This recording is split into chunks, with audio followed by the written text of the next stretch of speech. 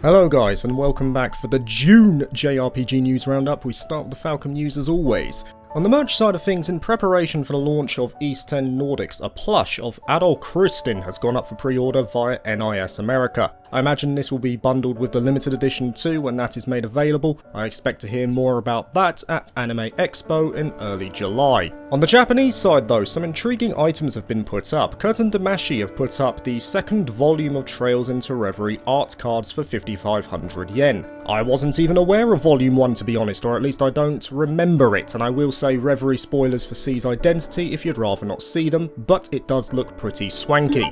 And talking about swanky, Trails is also getting a trading card game in Japan. In collaboration with TCG Corporation, it's going to have promotion cards for its launch, those being Estelle and Joshua, and there will also be booster packs made available. Now, unlike say Yu-Gi-Oh! Or Magic the Gathering, there will be no structure decks or starter decks, but apparently you can make a deck from just 5 boosters, depending on your luck I guess. If you're in Japan, keep an eye out for these, it launches in late November.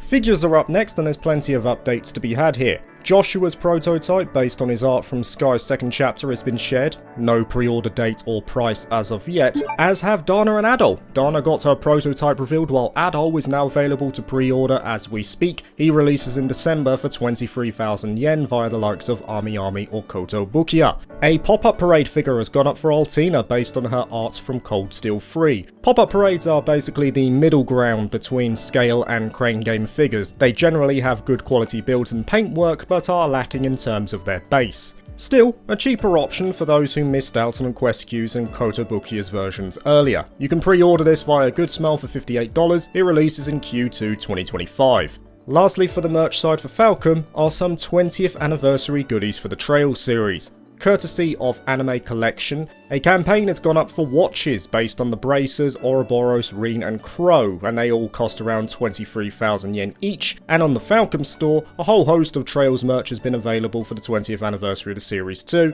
like acrylic stands, original art, and tapestries, of course.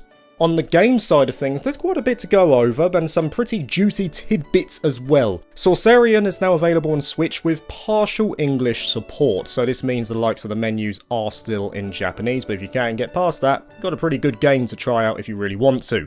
The mobile title Akatsuki no Kiseki has officially ended service this month after around 8 years of service. It obviously made way for the Northern War mobile title, which, let's be fair, is meme-worthy at best. At least Akatsuki had the periodic awesome holiday artwork.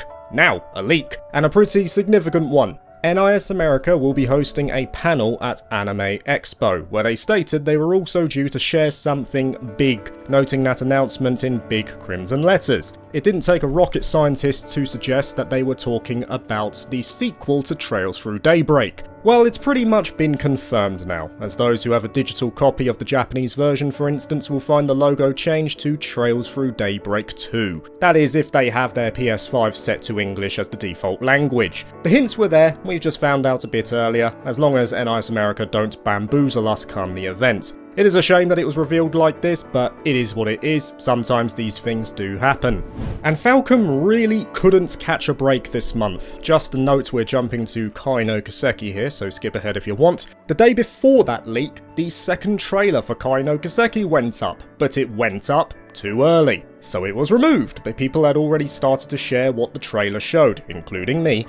It was hype, better than the first one, which is saying something. It has been released now, so I've got no issue sharing it with you here, but yeah, a cock up all around really. But it did look awesome, and I do reiterate that the potential for this game is massive. And of course we did get some new screenshots from the game along with character renders for some returning individuals like Kevin, Rufus and Lapis. Unfortunately, the accompanying Dengeki livestream was broadcast on the day that this video was edited, so I had to miss out on that for this month. Lastly though, this comes from Hansuke, who translated for our benefit. Kondo did reassure us with the potential of revisiting the Sky games and making them available for wider audiences. He stated that they plan to have something announced during the 20th anniversary of the series, so in other words, in this window right now. To the general JRPG news now, and we're starting with merch. A Persona 5 Royal Clock is going up for pre-order at 16,000 yen, releasing in October. It plays a different song at the turn of every hour, and I can't help but feel that might get annoying no matter how good the OST of Royal is. Gust are up next, and a Nendoroid of Marie from the Atelier Marie remake has been shared. Pre-orders are yet to open, as has the price. And rounding out the merch, yeah, there's not much to talk about this month, is Square Enix. So spoilers for upcoming releases, Romancing Saga 2 is getting a remake. It was shared at this month's Nintendo Direct. A physical edition will release, but only Japan, as far as I can see, are getting a limited edition with a pretty neat figure to go with it. It doesn't surprise me though, Saga is massive in Japan, so it makes sense that Square went all in for that version. Visions of Mana's soundtrack will be made available to purchase on September the 11th, but it will also be included in the collector's edition if you've managed to pre-order that. And lastly, a Final Fantasy XVI diorama standing at 8 inches tall has been made available to pre-order for $300. It will release come May next year. 2D developer news now, and we start with Square. The recently released Steam ports for the Kingdom Hearts series have been Steam Deck verified. Now, Final Fantasy, the rumoured remake of Final Fantasy IX, has been touched on this month. It's apparently still in development and was brought back in-house after so-called unsatisfactory work when it was outsourced. However, it's apparently pretty far into development now, with the Epic Store database showing not only a seeming PC port for Final Fantasy XVI, which I think most of us were expecting, but also an entry for Final Fantasy IX. However, it is worth noting that some of this information came from the leaker known as Midori, who pretty much was scorched in hot water this month for probably the most ludicrous situation I've seen this year. TLDR, Midori is a bloke from California, I believe, who was pretending to be a Japanese woman. It's weird, sure, potentially offensive too, but it's bloody hilarious. Lastly for Square, Jason Schreier via his Reddit account has confirmed that the Final Fantasy Tactics remaster is indeed real, once again reinforcing the Nvidia leak from a couple of years back, which has been mostly consistent. P-Tube are up next, as they have shown off the gameplay for their game Sky Ocean Wings for Hire, a game that is inspired by the golden era of JRPGs, and pretty clearly draws most of that from Skies of Arcadia. Looks alright, the dogfights look impressive, though the scale looks a little off to me, like from Banjo-Kazooie 3 Nuts and Bolts. It's one to keep an eye on though. Nipponichi Software are up to the podium now, as Tatsuya Izumi has left the company, a man known for his work on the likes of Witch and the Hundred Knights and Labyrinth of Galeria. He has now gone freelance. Moving over to Atlus, who of course have just released Shin Megami Tensei 5 Vengeance, which has been posting impressive numbers. It sold 500,000 units in 3 days and hit a 20,000 player peak on Steam, with a 96% positive rating to boot. Irrespective of what we think of the Atlus practice of re-releasing better versions of older games, I can't deny that Vengeance is a massive improvement on the original and was well worth the playthrough. Like a Dragon hits us with a surprise this month. It's getting a live-action series beginning on Amazon Prime come October the 25th. I don't really watch stuff like this, but hey, it's gonna be there. Top Hat Studios are up next, as they shared a new trailer for their social link action RPG Sonzai, a game that is described as having social link elements integral to the gameplay itself. This could be one to keep an eye on as well, just like Sky Ocean. Studio Chamelea's Kickstarter campaign for Alzara Radiant Echoes has ended with over 5,000 backers and $300,000 pledged. This has seen various stretch goals achieved, including an expanded score from Motoi Sakuraba, so it'll be cool to see what they eventually come up with. And rounding out the development news is Spike Chunsoft, who have stated that they are going to be at Anime Expo this year, and to look forward to some exciting announcements, of which they already shared one via Nintendo Direct as a new IP release. So that segues us nicely to the final part of this month's news, the upcoming releases. A Game Boy Color style slice of life RPG called Petal Runner is releasing for PC with no release date confirmed.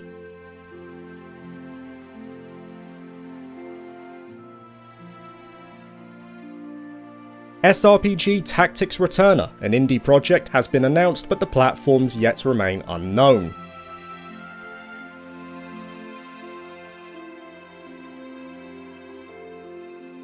Turn-based RPG Codex Eternal Eclipse has been announced for PC with no release date.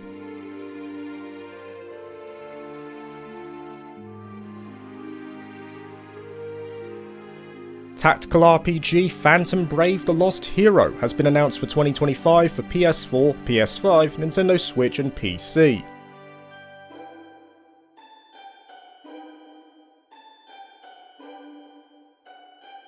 Turn-based RPG Prisma has had its Kickstarter announced, with the platforms and release date yet to be confirmed.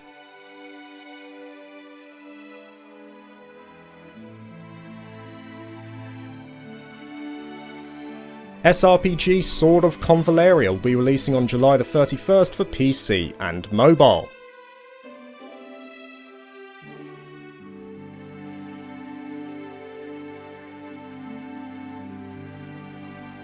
SRPG Wild Tactics will be releasing on PC with no confirmed release date.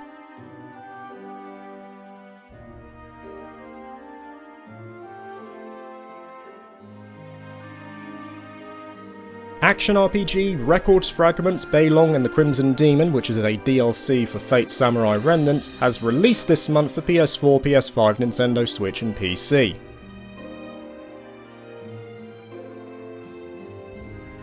Action RPG El Rentaro's Wanderings will be releasing on August the 16th for Nintendo Switch and PC.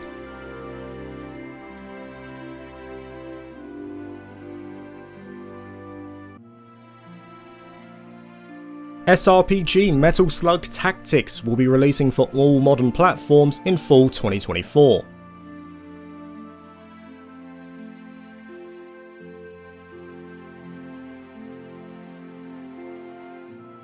Turn-based RPG Riviera the Promised Land is releasing on PC for July the 17th.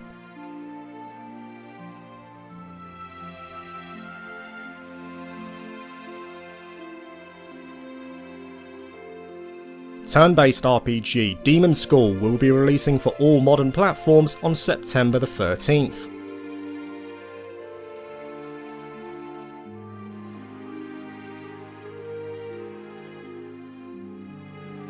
Card-based RPG Barton Kaitos HD Remaster, a bundle of the two games, has released this month for PC. It's also on Nintendo Switch.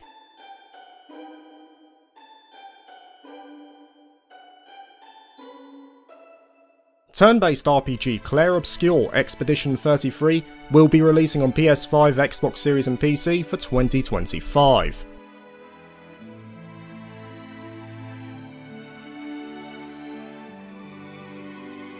Turn-based RPG Fairy Tail 2 is releasing on PS4, PS5, Nintendo Switch and PC for winter 2024.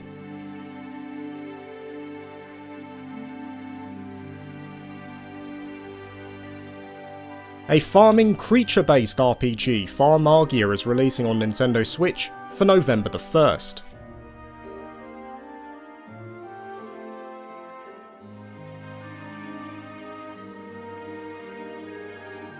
Turn-based RPG, a remake of Romancing Saga 2 called Revenge of the Seven, is releasing for PS4, PS5, Nintendo Switch and PC in October 2024.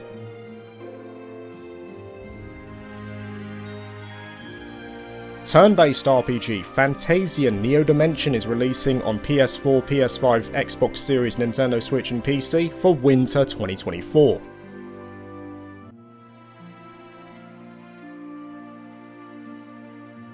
Turn-based RPG Mario & Luigi Brothership is releasing on Nintendo Switch for November the 7th.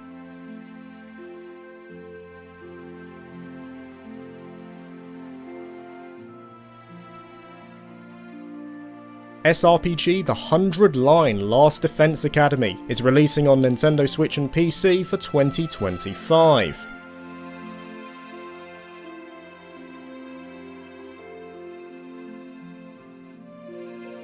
Action RPG Visions of Mana is releasing on PS4, PS5, Xbox Series and PC for August the 29th.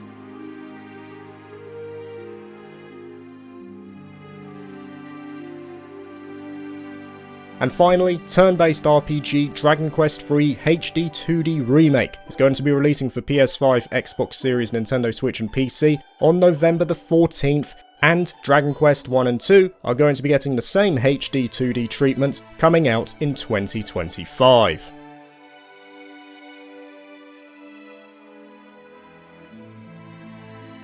Thank you for watching this video. If you liked it, please like and subscribe for more JRPG content and consider joining my Patreon if you're interested. Peace.